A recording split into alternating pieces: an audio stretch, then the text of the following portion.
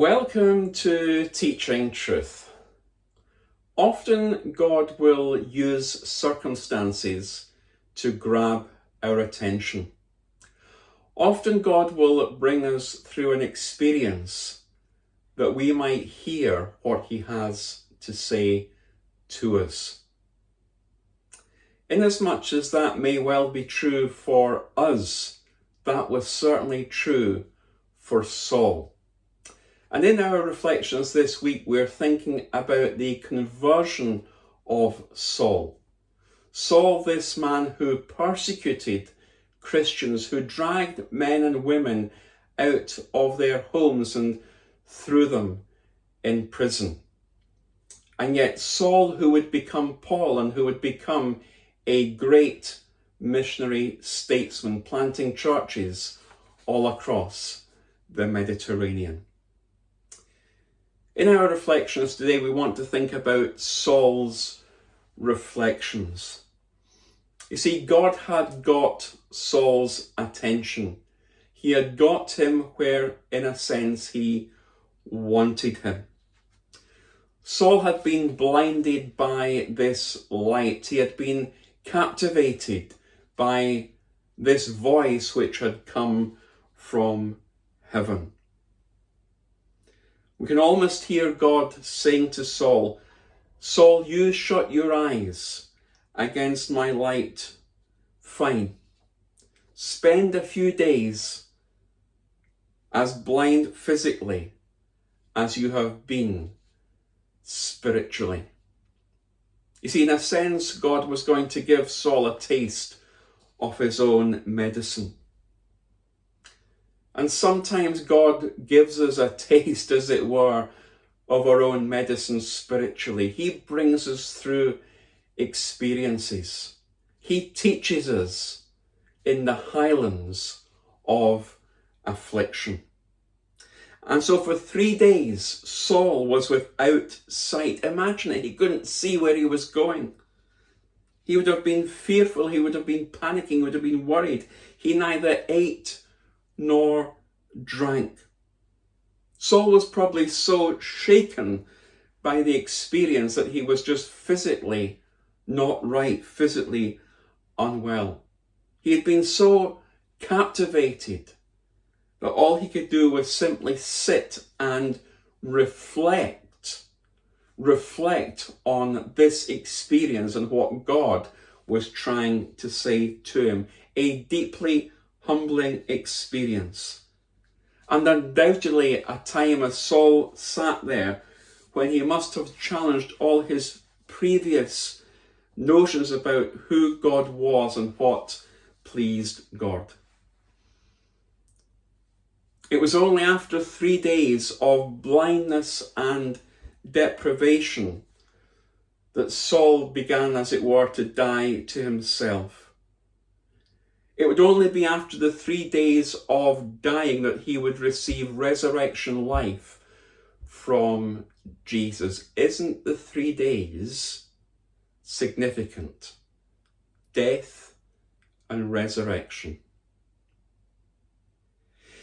And then we find that a disciple at Damascus named Ananias walks onto the stage of the play that's taking place here, and the Lord says to him in a vision, "Ananias."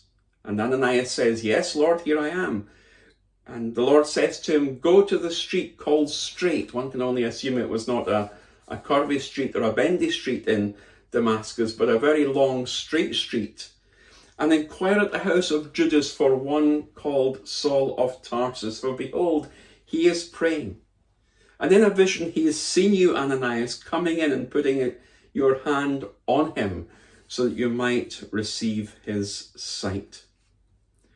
Now, we don't really know much more about Ananias, but Ananias, from what we do know, was an ordinary man, not an apostle, not a prophet, not a pastor, not an evangelist, not an elder, not a deacon.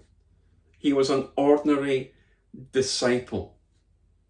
And if you think about it, if an apostle or a prominent person in the intelligentsia of the day, or one of the great leaders of the day in the early church would minister to Saul, people might well have had said, understandably, that Paul, who was Saul, received his gospel from a man instead of from Jesus Christ himself.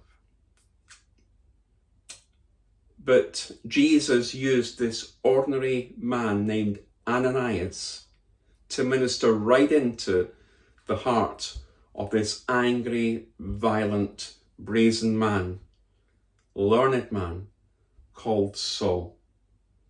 And in the case of Ananias, the vision from God was specific. God told him about a specific street, the street called Straight, a specific house, the house of Judas, a specific man, one called Saul of Tarsus, a specific thing the man was doing. He was praying. A specific vision the man had. In a vision he had seen a man named Ananias. See, God was giving to Ananias the specifics. God was guiding him and leading him. And it's interesting that Saul was praying. A change of heart in this changing room of this house in Straight Street. A true change of heart that was taking place in the changing room, as it were, in this man famous for persecuting the disciples of Jesus. And then Ananias said, Lord, I've heard many things about Saul. I've heard he's an angry man, a violent man. He persecutes people. I'm not sure. Ananias must have been worried. The disciples in Damascus must have anxiously prepared for the coming persecution and would have known of Saul before he arrived in Damascus. So Ananias's objections, I think, were perfectly logical and well-founded objections. And yet, God had said to Ananias that this man Saul was going to be a chosen vessel to bear my name. You see, God already had a call upon the life of Saul way before Saul ever knew that God had a call upon his life. God had a call upon the life of Saul way before Saul ever knew that God had a call upon his life. God had not yet revealed that calling to Saul. God had revealed it to Ananias first. And God did that because God was going to use the most unlikely person, an ordinary disciple named Ananias, to minister right into the heart and, as it were, to lay hands on this violent, angry man.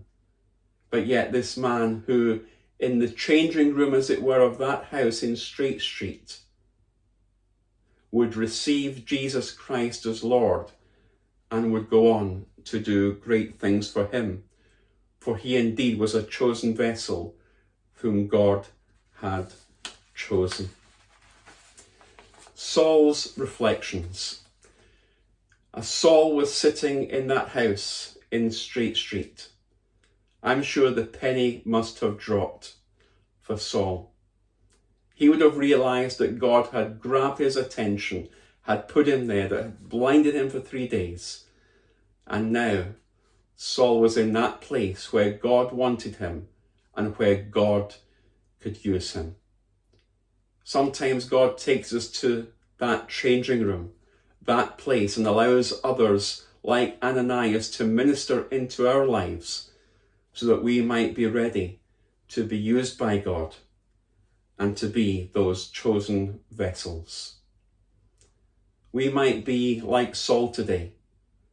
We might be waiting for someone to minister into our lives, but we might also be like Ananias, and God might want us to go and to minister and to speak into the life of someone like Saul.